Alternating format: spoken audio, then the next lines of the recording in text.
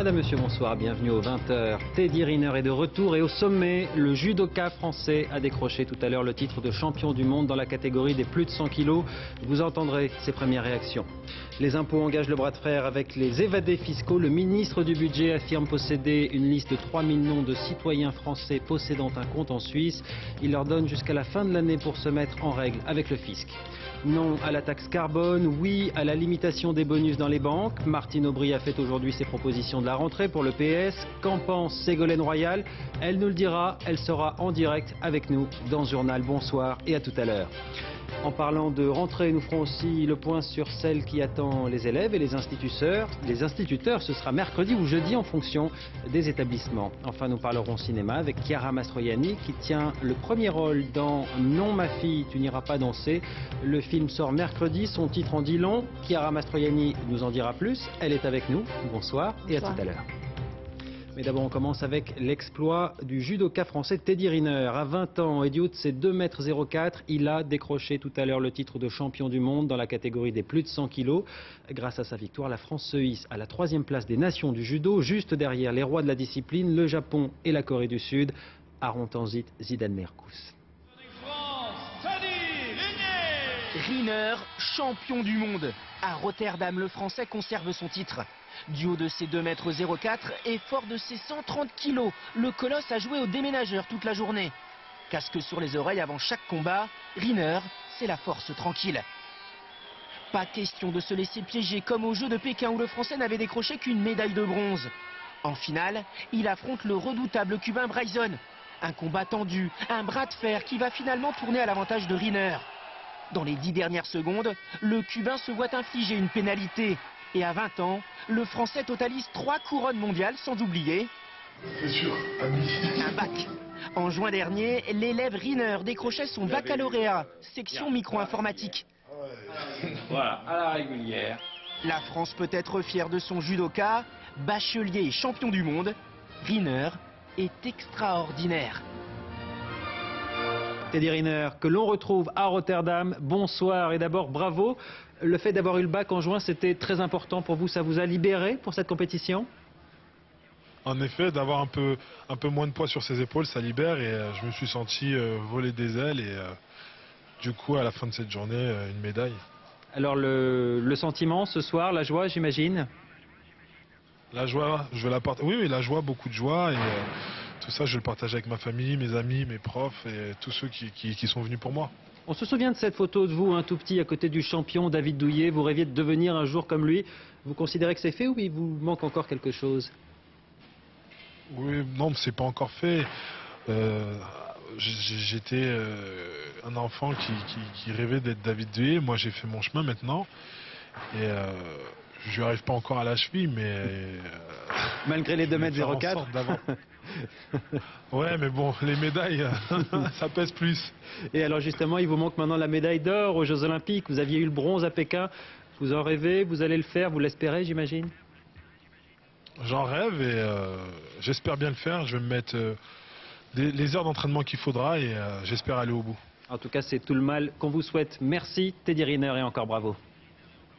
Merci. Interview réalisée juste avant le début de ce journal pour que le champion puisse aller fêter sa victoire. Il l'a bien mérité. C'est ce qui s'appelle lâcher une bombe. Le ministre du Budget, Éric Woerth, affirme détenir le nom de 3000 ressortissants français possédant un compte en Suisse et soupçonnés de pratiquer l'évasion fiscale. La somme totale de leurs avoirs atteindrait 3 milliards d'euros. Il leur donne jusqu'à la fin de l'année pour payer ce qu'ils doivent au fisc. Passé ce délai, la justice pourra être saisie. Jean-Paul Chapelle, Frédéric Pasquette. En Suisse, l'ère du secret bancaire semble aujourd'hui révolue. 3 banques ont fourni au fisc français une liste de 3000 contribuables ayant un compte en Suisse pour un avoir total de 3 milliards d'euros. Des noms, des adresses, des numéros de compte, suffisamment d'informations pour lancer des enquêtes fiscales, mais le ministre veut que les fraudeurs se dénoncent eux-mêmes à la cellule de régularisation. Quand la cellule de régularisation sera terminée, évidemment ce seront les pénalités maximum, mais c'est aussi la possibilité de transmettre, lorsque nous l'estimerons utile, à la justice pour qu'il y ait des poursuites pénales. Donc c'est évidemment beaucoup plus lourd. C'est pour ça que moi j'invite tous les Français à régulariser leur situation. Les contribuables ont jusqu'au 31 décembre pour se faire connaître. Ils ne bénéficieront pas d'une amnistie mais pourront négocier leurs pénalités. En Suisse, les spécialistes ont déjà fait leurs calculs. Ça signifie qu'on dit on a fraudé, on a évadé, on perd à peu près le tiers de sa fortune si on prend toutes les taxes, les amendes qu'il faut payer, etc. Mais on échappe à la condamnation pénale. Mais selon cette experte, le coup de filet risque de ne ramener que des poissons de taille modeste. Il y a quand même 3000 comptes pour 3 milliards d'euros, ça signifie 1 million d'euros par client. Ça, ce n'est pas des grands comptes, ce n'est pas des grands clients. Les grands clients, vous avez ici des ingénieurs patrimoniaux, des spécialistes de fondations, de trusts qui ont pu créer pour eux des structures très sophistiquées qui restent étanches au fisc français aujourd'hui et cela possède des milliards. Sur les bords du lac Léman, les citoyens suisses ont compris que les temps ont changé. La manière dont c'est arrivé, c'est vrai que c'est assez brutal, ça remet en question pas mal de choses en Suisse parce que le secret bancaire c'est presque dans les gènes quelque part, pour le bien et pour le pire et pour le meilleur. On avait une réputation en Suisse que notre argent était en sécurité, le secret était gardé, en fait pas du tout. On se rend compte que non. Mise à l'index par le G20, la Suisse figure en bonne place sur la liste grise des paradis fiscaux. Grâce à ses efforts de transparence, elle espère bientôt s'en extraire. Alors avec ce bras de fer, le gouvernement entend montrer que les fraudeurs ne l'emporteront pas au paradis fiscal. Mais est-ce bien la réalité? Certains en doutent ce soir, car si le secret bancaire se fissure dans certains pays, ce n'est pas le cas partout. Yves Gincard. Les paradis fiscaux, trous noirs de la finance internationale. Ici à Antigua par exemple, tout est secret. Le montant des comptes en banque comme les noms de leurs titulaires. Confronté à la crise économique, le G20 réuni à Londres en avril dernier leur a déclaré la guerre. Menacés de sanctions, tous les paradis fiscaux se sont donc engagés à lever leurs secrets bancaires. Mais il reste encore une liste grise de 40 États qui n'ont fait que des promesses, comme Monaco, la Suisse ou l'Autriche. D'autres pays sont sortis de la liste, ils sont passés aux actes comme la Belgique, le Luxembourg et les îles Caïmans. Pour l'OCDE, chargée de lutter contre l'évasion fiscale, ce bilan est inespéré. En 6 mois, on a fait plus de progrès qu'en 10 ans, peut-être même qu'en 50 ans. Le secret bancaire pour des fins fiscales est sérieusement atteint. Tous les pays du monde se sont décidés à y mettre fin. Pour ne plus figurer sur la liste grise des paradis fiscaux, encore faut-il appliquer les normes fiscales internationales. En clair, pratiquer la transparence par l'échange de renseignements bancaires entre États. Mais pour l'heure, l'échange ne se fait qu'au compte-gouttes. Pour l'instant, les conventions prévoient des échanges d'informations à la demande, c'est-à-dire que le fisc français doit donner un nom, une adresse, une période déterminée et le nom de la banque ou de la société écran utilisée dans le paradis fiscal, ce qui risque de pas toujours être facile. Pour faire respecter ces nouvelles pratiques, l'OCDE prévoit de mettre en place une surveillance systématique au mois de septembre. Chaque année, la fraude fiscale mondiale s'élèverait à 250 milliards de dollars. Et en parlant de remodeler les règles de la finance, Martine Aubry a dénoncé ce qu'elle appelle les fausses réformes de Nicolas Sarkozy. À l'occasion de la clôture de l'université d'été du PS à La Rochelle aujourd'hui, la patronne du parti a tout fait pour faire taire les querelles internes avec un mot d'ordre: travail, travail et encore travail. Jeff Wittenberg, Vincent Barral. Un week-end socialiste entier, sans batailles internes ni petites phrases. De ce point de vue, pour elle, c'est un sans faute. Les socialistes ont travaillé studieusement, sérieusement, avec une seule volonté, ramener l'espérance à la France le plus rapidement possible. La Rochelle, où la méthode Aubry en 2 temps. Un temps pour la stratégie, consensus sur les primaires et réconciliation, image à l'appui, avec quelques fortes têtes du parti. Un temps pour le concret. Ce matin, la numéro 1 socialiste esquisse un mini-programme. Allocation familiale élargie, fiscalité écologique, encadrement des stocks options. Et en bonus, c'est le cas de le dire sur cette question, un tacle au chef de l'État. Que n'avions-nous entendu des grands discours de Nicolas Sarkozy? La main sur le cœur, les trémolos dans la voix, le menton toujours haut, le doigt pointé contre les patrons voyous pour limiter les hautes rémunérations et les bonus. Voilà les discours. Aujourd'hui, toujours rien, toujours rien, toujours rien. Les militants appelés à voter dans un mois pour la rénovation du PS sont pour la plupart conquis. Elle parle avec ses tripes et avec son cœur. Oh, il était formidable. Agréablement surpris. Les cadres, pour leur part, semblent soulagés. Ça va mieux, on a eu des belles images de rassemblement qui n'étaient pas que des images, avec derrière des discours politiques qui sont des discours politiques qui fixent un cap. Sur ces images, il y avait des absents de marque aujourd'hui. Ni Manuel Valls, ni François Hollande, ni Ségolène Royal n'ont assisté à ce dernier discours. Martine Aubry préfère retenir l'essentiel. Elle a remis de l'ordre dans le Parti socialiste, en espérant ainsi le rendre plus fort dans son rôle d'opposant. Alors cette université d'été du PS a-t-elle permis de ressouder les troupes? On va poser la question à Ségolène Royal, elle est en direct de Poitiers. Bonsoir Madame Royal. Bonsoir. Êtes-vous d'accord ce soir avec la feuille de route dessinée par Martine Aubry ou est-ce que vous avez encore quelques réserves? C'est une bonne séquence et je crois qu'il était temps, puisque depuis un an les Français voyaient les socialistes se diviser, les socialistes perdent les élections européennes, donc je crois qu'aujourd'hui c'est une bonne séquence, il faut se mettre au travail. Il faut vite tourner la page, il faut que les socialistes s'occupent aujourd'hui et que la gauche s'occupe essentiellement de ce qui se passe dans le pays. Je crois que la mission de la gauche est d'abord de résister au recul des acquis sociaux qui se préparent pour la rentrée. C'est d'affronter aussi la lutte contre l'augmentation fiscale. Et je suis contente de voir que le Parti socialiste a changé sa position sur la taxe carbone parce qu'en effet, qu'est-ce qui attendait les Français à cette rentrée? C'est un impôt nouveau avec un prétexte écologique, alors que la plupart des Français n'ont aujourd'hui pas le choix entre le fait de choisir une voiture propre ou au contraire de prendre leur véhicule. Madame Royal, justement sur cette taxe carbone, vous aviez dit que vous étiez contre. Ce matin, Daniel Cohn-Bendit a déclaré que vos propos étaient, je cite, absolument ridicules. Vous lui répondez quoi? Je pense qu'il n'a pas vu la totalité de ma déclaration. En tout cas, ce que j'observe, c'est que si je n'avais pas parlé, tous les leaders politiques, tous les responsables politiques étaient d'accord pour cet impôt nouveau. J'ai trois choses à vous dire sur cette taxe carbone. D'abord, c'est que le réchauffement climatique est un problème majeur et qu'il faut aujourd'hui changer de civilisation pour protéger la planète. Deuxièmement, c'est que des solutions existent. Là, je vous parle d'une région qui est classée première région d'Europe pour le plan photovoltaïque, avec 600 000 mètres carrés de panneaux photovoltaïques et qui, la semaine prochaine, va ouvrir le premier lycée après pétrole avec 100% énergie propre. Quand on entend la troisième chose, si vous permettez, c'est qu'une fiscalité écologique peut être très efficace. Je vais vous donner un exemple. Pardon Madame Royal, mais quand on entend Monsieur Cohn-Bendit dire que c'est stupide, enfin ce sont ses propos ridicules, pardon, d'être contre, ça va être compliqué de faire la maison commune avec les Verts à gauche quand même, vous êtes d'accord? Je ne crois pas, parce qu'il faut en débattre et il faut que les vrais arguments soient avancés.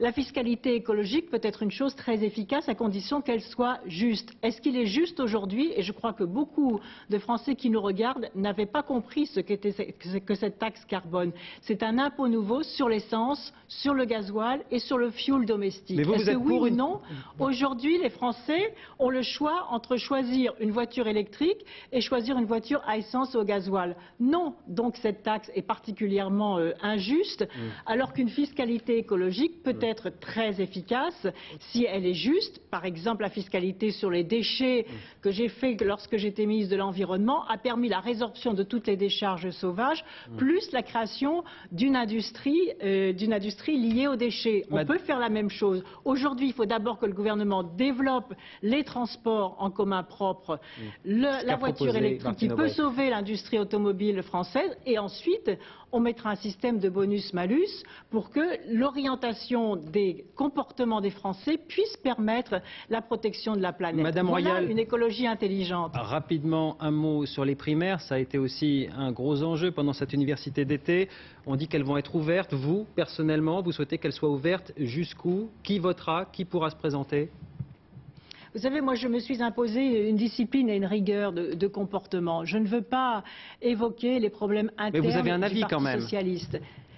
J'ai un avis, mais je ne vous le donnerai pas. Je pense que le Parti socialiste doit régler, et la gauche doit régler maintenant ses problèmes entre eux et pas devant la place publique. Je pense que les Français en ont vraiment assez d'entendre parler de primaires, d'alliances, d'élections présidentielles de 2012, alors qu'aujourd'hui, le principal problème à cette rentrée, c'est l'augmentation des impôts, c'est l'augmentation de l'endettement des familles, c'est la crise qui est toujours là, c'est 600 000 jeunes qui vont arriver sur le marché du travail sans trouver d'emploi, et l'urgence que doit aujourd'hui, la décision que doit prendre aujourd'hui le président de la République, c'est de faire en sorte que les banques fassent leur travail de prêt aux entreprises. C'est la seule façon de débloquer l'activité économique et l'emploi, et je crois qu'il est urgent de mettre fin aux bonus pour réintégrer le système bancaire au service de l'économie et pas au service de la finance. Merci Madame Royal pour vos réponses et pour avoir accepté cette invitation. Vous étiez, je rappelle, en direct de Poitiers.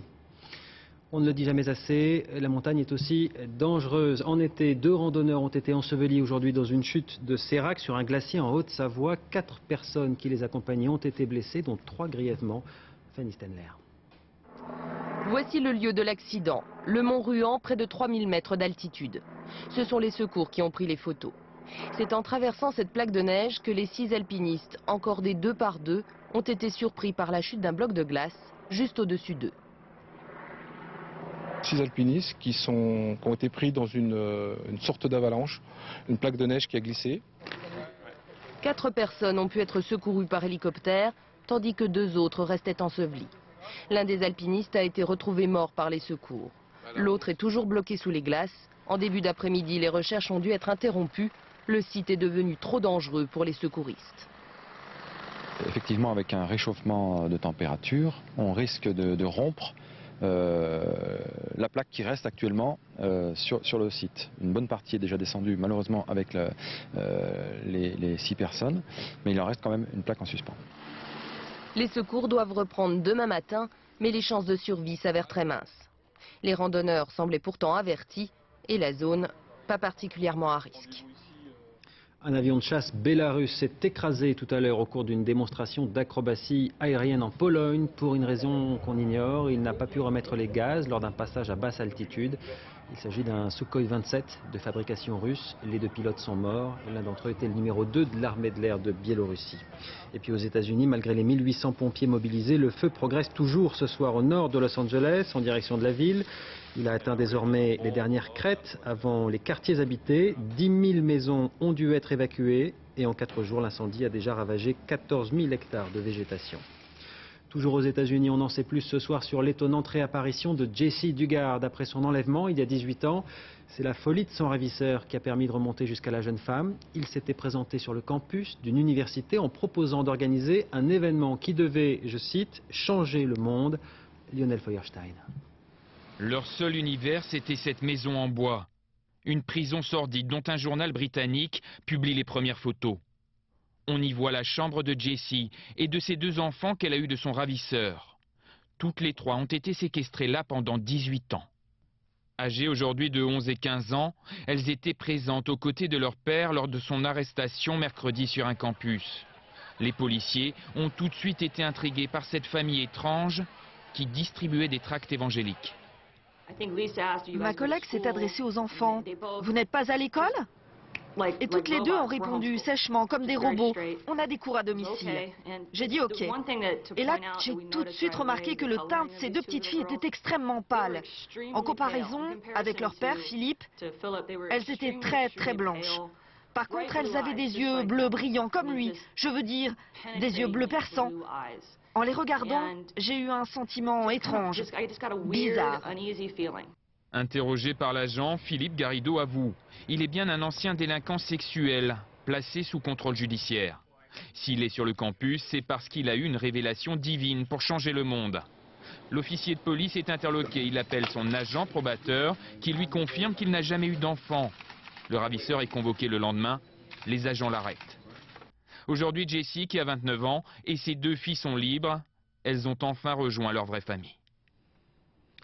Tout un symbole, c'est au crépuscule que le dernier patriarche du clan Kennedy a été enterré hier soir au cimetière national d'Arlington. Ted Kennedy, l'âme du Parti démocrate, comme l'a appelé le président Obama, repose désormais pour l'éternité aux côtés de ses 2 frères assassinés, John et Robert. Les Japonais ont voté ce soir pour le changement, c'est historique. Depuis la Seconde Guerre mondiale, la droite conservatrice dirigeait le pays. Eh bien, le Japon semble mûr pour une nouvelle politique, peut-être même pour une nouvelle société. Après 15 années de crise économique, ils ont choisi pour les gouverner un homme dont le slogan est « La vie des gens d'abord », Jean-Marc Ilouz. Le tombeur d'une droite japonaise qui monopolisait le pouvoir depuis plus d'un demi-siècle, c'est lui, Yukio Hatoyama, un centriste. Mais à la tête d'un parti démocrate japonais qui va des socialistes à divers droites, il sait qu'il doit cette victoire historique à un véritable tsunami de mécontentement. Visage de marbre, son adversaire, le Premier ministre Taro Aso, chef du vieux parti libéral-démocrate, reconnaît humblement que sa formation n'a pas su répondre à l'inquiétude des Japonais. J'ai voté le changement pour que les politiques et les bureaucrates cessent de nous ignorer. Au service des gens, le slogan de M. Hatoyama a fait mouche dans un Japon qui émerge à peine de plus de 15 ans de malaise économique, Après la fin du miracle japonais, la droite n'a pas su éviter chômage, précarité, ni mettre en place un système de retraite capable de rassurer une population où les plus de 65 ans seront bientôt majoritaires. La bourse japonaise devrait bien accueillir la fin de la paralysie parlementaire et une politique de relance sociale. Mais le poids des déficits ne rendra pas la tâche facile à M. Hatoyama. Autre élection historique au Gabon. On votait aujourd'hui pour élire le successeur d'Omar Bongo. Après 41 ans de règne, son fils Ali semble avoir toutes les chances de lui succéder. L'un de ses principaux opposants s'est retiré en cours de journée. Comme les autres candidats, Ali Bongo a promis, s'il était élu, de mieux redistribuer les richesses du pays. C'était le principal reproche qui avait été fait à son père. Il est 20h19, à suivre la rentrée dans les écoles. Ce ne sera pas le même jour en fonction des établissements. La rentrée des derniers vacanciers qui ont retrouvé ce week-end leur maison et les factures dans la boîte aux lettres. Et puis la rentrée cinéma avec Chiara Mastroianni qui tient le premier rôle pour raconter la difficulté de vivre en famille. Elle est avec nous pour en parler. Mais d'abord, à tout seigneur, tout honneur, on va commencer par la rentrée des enfants. Cette année, elle n'est pas anticipée, mais cela ne veut pas dire qu'elle sera le même jour pour tout le monde. Explication, Mallory Alono. Souvenez-vous, le temps des larmes et des cartables neufs, il y a encore 2 ans, cela commençait dès la dernière quinzaine d'août. Et puis, tout a changé. Les cours du samedi matin ont été supprimés en primaire. Fini les rentrées anticipées. Cette année, comme l'an dernier, tout le monde est donc censé rentrer le 2 septembre. Jérémy Mars. Tout le monde, enfin presque, car le 2 tombe un mercredi. Ce jour-là, les collégiens comme les lycéens sont bien attendus dans leurs établissements. En revanche, 99% des écoles primaires n'ont plus classe ce jour-là. Elles ont adopté la semaine de 4 jours. Pour les plus petits, la rentrée a donc lieu le jeudi. Mais attention, il faut bien des exceptions pour confirmer la règle. Et les chefs d'établissement décident parfois d'échelonner leur rentrée selon les niveaux pour mieux chouchouter les nouveaux arrivants comme les 6e ou les secondes. Mieux vaut donc s'assurer en personne des détails, histoire de ne pas arriver après la bataille. Et pour être sûr de ne pas arriver après la bataille, certains instituteurs, eux, ont déjà commencé à reprendre leur marque. Reportage dans une petite école à Ony, dans le Val d'Oise. Antoine Gaveau, Géraldine Chen. 2 mois sans cloche, mais cette fois, c'est reparti. Éric Pelletier fait sa rentrée, 1 semaine avant celle de ses élèves. C'est le moment de préparer un petit peu tout ce qui ne se voit jamais, mais qui est indispensable avant d'accueillir les collègues et les élèves. Il est instituteur et directeur d'une petite école en région parisienne. C'est sa 20e rentrée, à chaque fois différente. Il y a toujours une petite appréhension, mais bon, c'est pour ça que j'aime bien me donner le temps de voir ça en amont. En amont, par exemple, pour accueillir les nouveaux. Sarah arrive de Calais, alors avant la reprise des cours, visite guidée. CM1, tu seras de ce côté-là. Voilà, tu auras 2 autres copines et 5 camarades. Alors, on y va. Donc voilà, là vous avez la fresque qui a été peinte par les élèves l'année dernière. Elle se sent déjà pas en milieu inconnu, donc forcément, moi je suis également rassurée. Et ici, il n'y a que 2 classes. Alors qu'est-ce que tu en penses? Ça va être plus sympa? Ça va être moins sympa? Ça va être un peu plus calme. Inscription, fourniture, programme pédagogique, mais aussi entretien des locaux. Le travail ne manque pas. C'est intéressant de faire tout joli, tout propre avant la rentrée aussi. Particularité de cette rentrée, le problème de la grippe A. En tant que directeur, Éric Pelletier sera responsable de l'information aux familles. Je vais afficher assez rapidement déjà le fascicule, le distribuer dès la rentrée, parce qu'il y a forcément des interrogations entre ce qu'on entend sur les ondes, toute la partie fantasme qui peut se développer chez les parents, chez les enfants. Mardi, 320 000 instituteurs reprendront l'école, en attendant les élèves, jeudi. Et avant de reprendre les cours et le travail pour les plus grands, pour beaucoup ce week-end c'était la route des retours avec à l'arrivée les joies de retrouver la maison et, moins sympa, les factures dans la boîte aux lettres. Dernière carte postale de vacances signée ce soir Laetitia Legendre et Héloïse Mallet. Une dernière pause pour Sarah et ses parents avant l'arrivée en région parisienne. Après 15 jours de vacances dans le sud-ouest, la famille n'est pas forcément pressée de rentrer. On avait le soleil, on avait la piscine, enfin bon, et là c'est Paris, c'est le gris, c'est le stress, c'est les gens qui courent. Sur les plages, arrière des voitures, les vacanciers quelque peu déroutés voient le trafic au péage se densifier. Il y a plein de monde, de l'autre côté aussi. Ressurgissent aussi les craintes des mauvaises surprises que réservent des absences quelque peu prolongées. On ne sait jamais ce qui peut se passer. Être cambriolé, une inondation, n'importe quelle catastrophe. Là, du coup, on peut pas gérer et on n'a pas envie de ça, quoi. Et dès l'arrivée, la boîte aux lettres les rappelle à l'ordre. Les impôts, c'est jamais des bonnes nouvelles. Les peurs se sont envolées. Pas de fuite, ni cambriolage. Le déballage peut alors commencer. À chacun sa corvée, avec le sourire, s'il vous plaît. Le retour de vacances, on le visualise. Bah, très bien. Hein. On le visualise parfaitement au nombre de sacs à porter. C'est le plus dur dans le retour des vacances pour vous? C'est le plus physique. En voilà au moins une qui est ravie de retrouver ses jouets. Pour ses parents qui reprennent le travail dès demain, la rentrée et ses petits plaisirs, eux, ne font que commencer. En football, le PSG s'est imposé tout à l'heure face à Lille 3-1. Jérémy Clément a ouvert la marque, suivi de Louis Ndoula à moins d'un quart d'heure de la fin, sur une passe de Jallet. Jallet qui a donné le coup de grâce dans les arrêts de jeu avec un peu d'aide tout de même de la part du gardien de but qui a laissé filer le ballon entre ses jambes. Avec cette victoire, Paris prend donc provisoirement la tête du championnat devant l'Olympique lyonnais. Et puis bonne nouvelle en basket, pour se qualifier pour l'Euro, la France était condamnée à gagner face à la Belgique avec au moins 5 points d'écart. Mission accomplie pour les Bleus qui l'ont emporté 92-54. C'était à Pau il y a un peu plus d'une heure. Imaginez une forêt où les arbres seraient des écrivains, leurs racines seraient des mots, leurs feuilles celles des livres.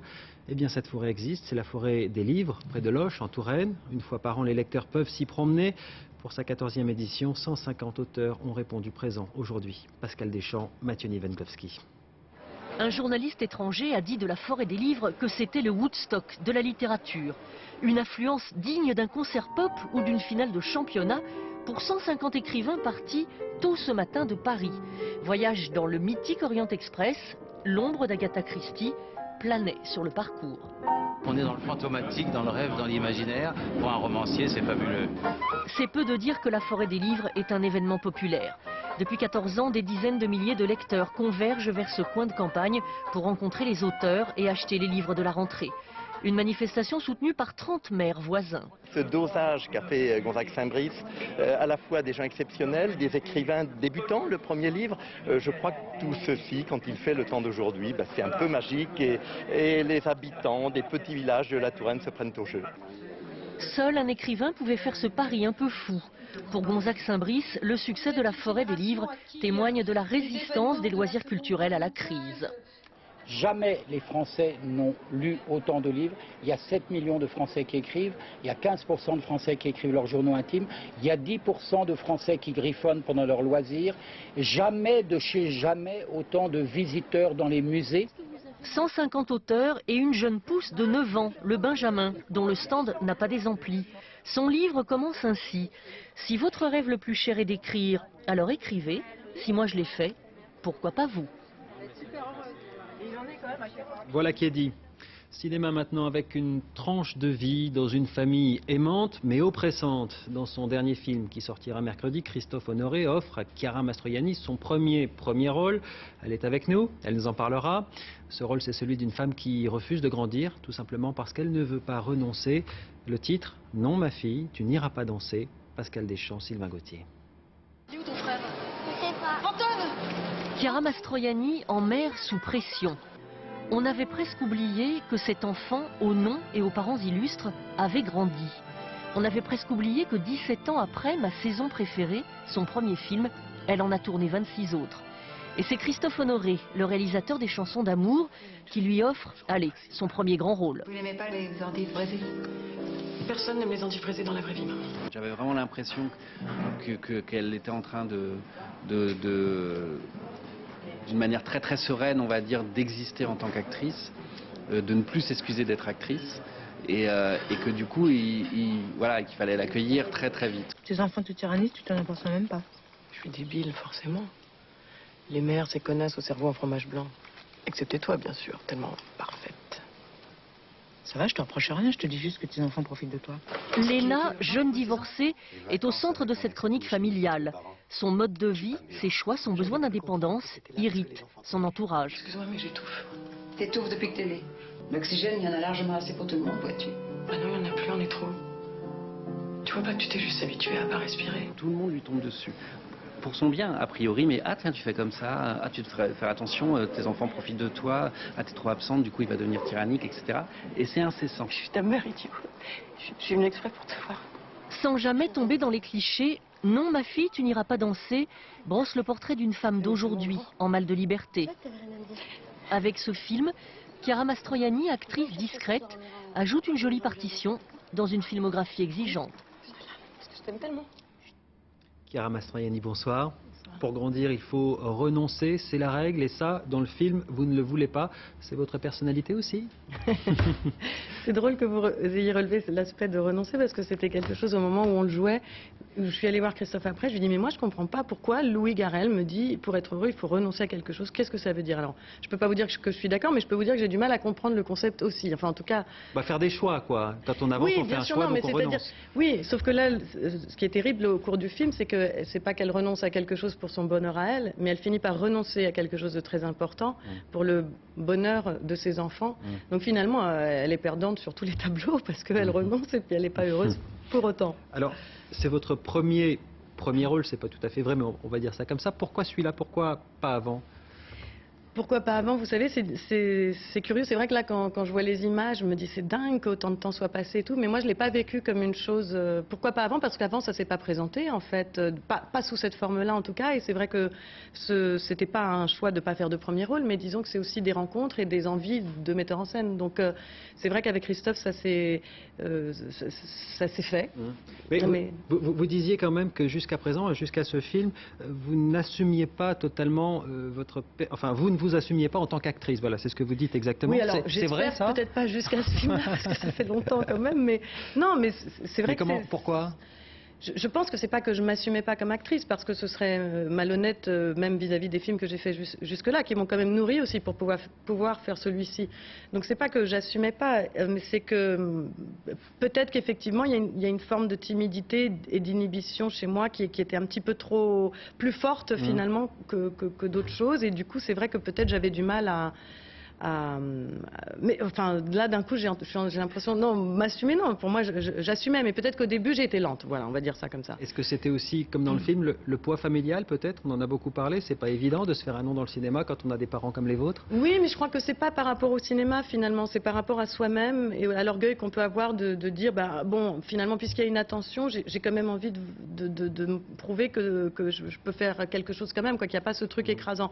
Donc je dirais que c'est pas tellement par rapport aux autres finalement, c'est plus par rapport à moi, et puis bon, bien évidemment par rapport à mes parents, mais en tant que parent, quoi, comme n'importe qui n'aurait pas envie de foutre la honte à ses parents, enfin pour dire les choses platement. Donc c'est des choses sur lesquelles je peux comprendre qu'il y a du fantasme, mais je suis désolée de vous... Ouais, non. Soyez pas désolée, il n'y a pas de souci.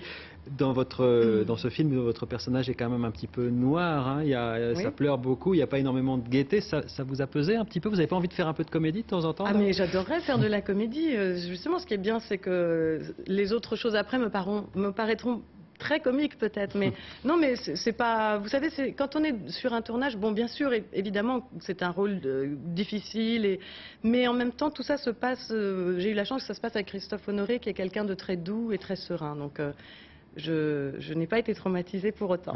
Merci Chiara Mastroianni d'avoir accepté notre invitation. Merci beaucoup. Et puis je vous parlais tout à l'heure de Sylvain Gauthier, le journaliste caméraman qui a signé le reportage sur le film de Chiara Mastroianni. Eh bien, nous avons eu la tristesse tout à l'heure d'apprendre, un peu avant ce journal, qu'il était décédé aujourd'hui, à l'âge de 53 ans. Sylvain Gauthier avait réalisé tout au long de sa carrière de nombreux grands reportages pour France 2. Toutes nos pensées vont ce soir à son épouse, à ses 3 enfants, à sa famille et à ses proches. Fin de ce journal, merci de l'avoir suivi. Tout de suite, c'est la météo avec Isabelle Martinet. À 20h35, l'auberge espagnole de Cédric Lapiche. Demain, à 13h, vous aurez le plaisir de retrouver Élise Lucet et David Pujadas à 20h. Très bonne soirée sur France 2.